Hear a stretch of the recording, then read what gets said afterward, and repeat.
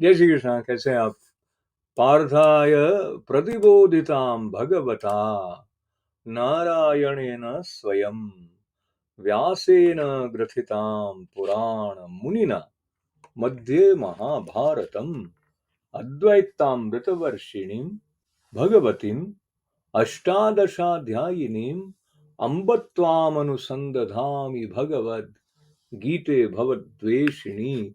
गीता माता की जय जयकार करने के साथ साथ हम अपने जीवन को किस तरह उस दिशा में आगे बढ़ाएं जहां जिस पूर्णता की अभिलाषा हमें है, जहां वह लक्ष्य जो संतों ने, शास्त्रों ने हमारे लिए दिया है, उसमें हमारी आस्था भी हो और हम उसकी तरफ निष्ठा से बढ़ें। इसमें सबसे महत्वपूर्ण बात होती है कि हमारा मन क्या कर रहा है।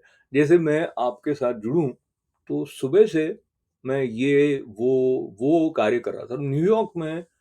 आज जब 256वां अंक इस एवरीडे गीता का प्रकट होने के लिए मुझे माध्यम बना रहा है, तो सुबह से मैं अन्य अन्य कार्यों का माध्यम बना हुआ था, मगर उसमें एक जड़ता भी रहती है।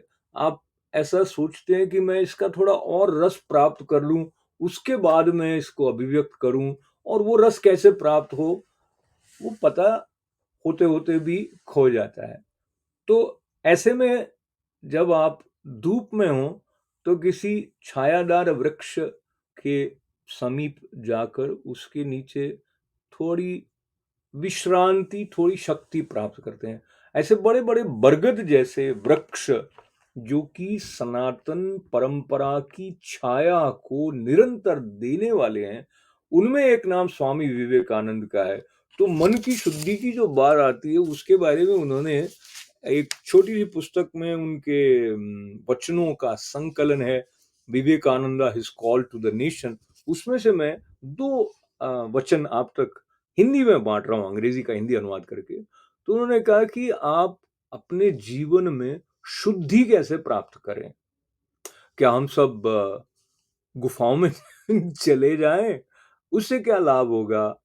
अगर मन हमारा नियंत्रण में नहीं होगा तो फिर गुफा में जाकर भी वही विचलन और चिंता को बढ़ाने वाली स्थिति बनी रहेगी। वहां हमारे सामने 20 दैत्य हमारे भीतर से मन प्रकट कर देगा। अगर मन नियंत्रण में है तो हम जहां भी जाएंगे वहां हमारे लिए एक प्रकार की गुफा ही बन जाएगी। उन्होंने इस बात पर जोर दिया, स्वामी विवेकानंद जी कहते हैं कि हमारा जो मेंटल एटीट्यूड है, हमारा जो मानसिक दृष्टिकोण है, वही हमारे विश्व का निर्माण हमारे लिए करता है। हमारे जो विचार हैं वो वस्तुओं को सुंदर बना देते हैं। हमारे जो विचार हैं वो वस्तुओं को असुंदर, बदसूरत भी बना सकते हैं। ये सारा जो विश्व है वो हमारे भीतर मन में है। वस्तुओं को ठीक ठीक प्रकाश में देखना हम सीखें। ये सीख स्वामी विवेकानंद जी की साथ लेते हुए अब हम क्षेत्र क्षेत्रज्ञ विभाग योग जो है 13वां अध्याय उसके 21वें श्लोक की तरफ बढ़ने से पहले थोड़ा सा मुड़ कर जाते हैं 7वें अध्याय के 14वें श्लोक में। क्योंकि जो प्रकृति की बात आएगी उसके लिए संत बताते हैं कि उसको माया समझना है, और उस माया की परिभाषा इस 14वें श्लोक में है 7वें अध्याय का, जो कहता है देवी येषा गुणमयी मम माया दुरत्यया मामेव ये प्रपद्यन्ते माया मेताम तरन्ति ते। तो कृष्ण भगवान ये कह रहे हैं क्योंकि ये अलौकिक और अति अद्भुत त्रिगुणमयी मेरी जो माया है वो बड़ी दुस्तर है। मतलब कि बहुत ही मुश्किल है उसका पार पाना, परंतु जो पुरुष केवल मुझको ही निरंतर भजते हैं वो इस माया का उल्लंघन कर जाते हैं, यानी कि संसार से तर जाते हैं। तो इसमें दो बातें आ गई। एक तो यह है कि माया का पार पाना आसान नहीं है, लेकिन भगवत स्मरण नित्य बना रहेगा, भगवान की ओर ध्यान रहेगा तो सहज ही पार हो जाएगा। इस बारे में श्रीमद् भागवत में कई स्थानों पर यह संकेत आता है कि भगवत कृपा से ये जो भव सागर है वो ऐसे पार हो जाता है जैसे कि गाय के खुर से बने हुए गड्ढे को कोई आसानी से पार कर देता है। तो उस बात को अपने साथ रखते हुए अब हम आ जाते हैं आज के 21वें श्लोक की तरफ।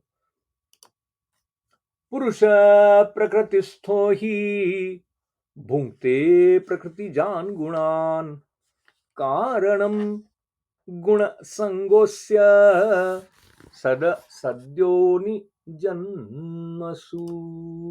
इसका अर्थ है प्रकृति में स्थित ही पुरुष प्रकृति से उत्पन्न त्रिगुणात्मक पदार्थों को भोगता है। ये जो प्रकृति है और वो जो माया के बारे में हमने 7वें अध्याय के 14वें श्लोक से सुना था, उनको एक अर्थ में लेकर आगे बढ़े। इस श्लोक का अर्थ पुनः देखते हैं। प्रकृति में स्थित ही पुरुष प्रकृति से उत्पन्न त्रिगुणात्मक पदार्थों को भोगता है और इन गुणों का संग ही इस जीवात्मा के अच्छी बुरी योनियों में जन्म लेने का कारण है। जो त्रिगुणात्मिका है ये सृष्टि, तो ये तीन गुण, एक सतोगुण, रजोगुण, तमोगुण, इस तरह का जो हम सुनते हैं, उसमें जब जब हमारा मन शांत होता है, शास्त्रों में लगता है, भगवत चर्चा में हमें रस आता है, तो सतोगुण प्रधान है और वो अच्छा चिंतन करता है, दूसरों के भी भले की सोचता है, अपने भी भले की सोचता है और ध्यान की तरफ वो अधिक उन्मुख होता है। और भी ये विशेष विस्तार से देखा जा सकता है, पर रजोगुणी जो है वो सक्रिय अधिक होगा और वो कुछ प्राप्ति के भाव के साथ कर्म करेगा, ऐसी बात आ जाती है।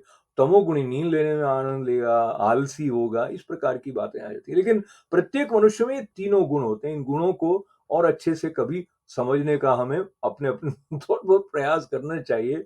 पर जो भगवान के बारे में बात आती है वो त्रिगुणातीत है, वो इन तीनों गुणों से परे है। इन तीनों गुणों को आधार उनकी शक्ति से जो मिल रहा है वो माया के रूप में आकर हमको नचा देती है। तो ये जो हमारा नाच है वो किस गुण की प्रधानता के साथ जुड़ा हुआ है, उसको लेकर हमारा अगली जन्म की योनि का निर्धारण होता है। अब 22वां जो श्लोक है वो बहुत ही गहरा है, पर हम उसको थोड़ा थोड़ा ऊपर ऊपर से देख लेते हैं। उपद्रष्टानुमंता च भरता भोक्ता महेश्वरः परमात्मेति चाप्युक्तो देहेऽस्मिन् पुरुषः परः। इसका अर्थ है कि इस देह में स्थित ये आत्मा वास्तव में परमात्मा ही है। अब आप देखिए क्या शानदार मैं कह रहा था, कितना अच्छा, कितना गहरा, कितना आश्वस्ति देने वाला जो आश्वासन भगवान ने इसमें दे दिया कि इस देह में स्थित ये आत्मा वास्तव में परमात्मा ही है। फिर क्या हो रहा है? उपदृष्टानुमंता च, साक्षी होने से उपदृष्टा और यथार्थ सम्मति देने वाला होने से अनुमंता, सबका धारण पोषण करने वाला होने से भर्ता, जीव रूप से भोक्ता और ब्रह्मा आदि का भी स्वामी होने से महेश्वर और शुद्ध सच्चिदानंद घन होने से परमात्मा, ऐसा कहा गया है। ये श्लोक एक बार पुनः देखें तो पता चलेगा कि ब्रह्मा विष्णु महेश सब हमारे भीतर हैं और जो साक्षी है वो तो हमारे भीतर है ही है। उपदृष्टानुमंता च भर्ता भोक्ता महेश्वर परमात्मेति चाप्युक्तो देहेस्मिन् पुरुषः परः। तो जो शरीर है इस पर भी हम ध्यान करते हैं तो हमें पता लगता है कि ये विलक्षण है। सांसों का आना जाना कोई कम बात नहीं है, उसके साथ कितना सारा व्यवस्थित संरचना को लेकर ये शरीर चल रहा है कि उसमें से रुधिर प्रवाहित हो रहा है और कितनी सारी मांसपेशियां हैं और कैसे ये छोटा सा होता है, बड़ा होता है, बड़ा होता है और फिर एक दिन इसका विराम लेने का समय आ जाता है। पर इसको चलाने वाली जो शक्ति है वो परमात्मा, वो आत्मा, उसका संकेत 22वें श्लोक से थोड़ा सा आपके साथ लेते हुए पुनः मैं एक बार स्वामी विवेकानंद को आप तक पहुंचाने की दृष्टि से उनके एक वचन पावर्स ऑफ द माइंड पुस्तक में लेख में से अध्याय में से ले रहा हूं। कहते हैं कि जो मैन काइंड की मानवता का जो इतिहास है उसमें आप ये देखेंगे कि कोई ऐसे दूत आते हैं जो जन्म से उनको पता होता है कि उनके जन्म लेने का उद्देश्य क्या है और वो इससे बिल्कुल भी विचलित नहीं होते हैं। वो जो बोलते हैं सीधा सीधा प्रभावी शब्द, जैसे कोई विस्फोट हो रहा हो बम का, उस प्रकार का प्रभाव उत्पन्न करने वाला शक्ति वाला होता है। स्वामी विवेकानंद प्रश्न उठाते हैं कि यदि शब्द में शक्ति नहीं है उसके पीछे तो उसमें है क्या? इससे क्या फर्क पड़ता है कि आप कैसी भाषा बोलते हैं? और ये बात मैं हिंदी दिवस के दिन आपके साथ याद कर रहा हूं कि इससे क्या अंतर पड़ता है कि आप कौन सी भाषा बोलते हैं या आपकी भाषा कितनी लालित्यपूर्ण है या उसमें व्याकरण शुद्ध है या नहीं है, कैसा आरोह अवरोह है। पर जो सबसे अधिक अलंकरण से परे प्रभाव पड़ता है वो इस प्रश्न के साथ जुड़ा है कि क्या आपके पास देने के लिए कुछ है? ये जो सवाल लेने देने का है, यहां सिर्फ सुनने की बात नहीं है। क्या आपके पास देने के लिए कुछ है? प्रश्न उठा रहे हैं स्वामी विवेकानंद। वो प्रश्न है और अगर है तो दो। तो अगर हमारे पास नहीं तो शास्त्रों से लेकर उसको बांटने का जो क्रम है वो करने का आनंद हम प्राप्त कर रहे हैं। इस क्रम में आपका साथ होने से आनंद और अधिक बढ़ रहा है प्रतिदिन। आपका आभार है, परमात्मा का, गुरु शक्ति का आभार है। सबके मंगल, सबके कल्याण की प्रार्थना है। ओम पूर्णमदः पूर्णमिदं पूर्णात् पूर्णमुदच्यते पूर्णस्य पूर्णमादाय पूर्णमेवावशिष्यते। ओम शांति शांति शांति। जय श्री कृष्ण।